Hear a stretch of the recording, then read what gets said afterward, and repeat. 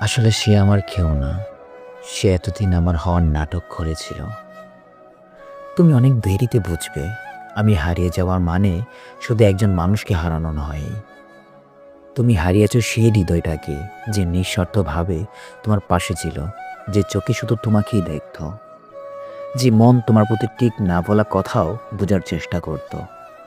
একদিন হঠাৎ খুব মনে পড়বে আমাদের সেই সব দিন, যখন আমি ছিলাম। তখন হয়তো তোমার বুকের ভিতর এক অদ্ভুত শূন্যতা বাজবে। কিন্তু আমি যখন থাকবো না, আমি চলে যাওয়ার পর তুমি টের পাবে এই স্বার্থপর দুনিয়ায় নিখুঁত ভালোবাসা আসলে কতটা দুর্লভ।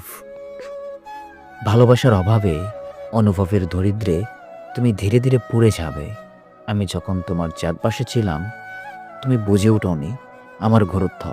অথচ আমি হারিয়ে গেলে হয়তো একদিন বাতাসের হঠাৎ নিঃশ্বাসে, মেঘের বিষণ্ণতায়, নদীর একাকিত্বে বা পাহাড়ের বিষণ্ণতায় তুমি আমাকে খুঁজে পাবে।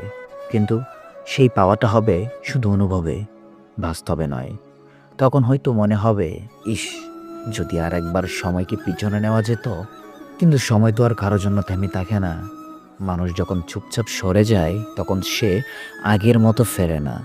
তুমিও একদিন বুঝবে ঠিকই, খুঁজবেও ঠিকই, কিন্তু আমি আর ফিরবো না।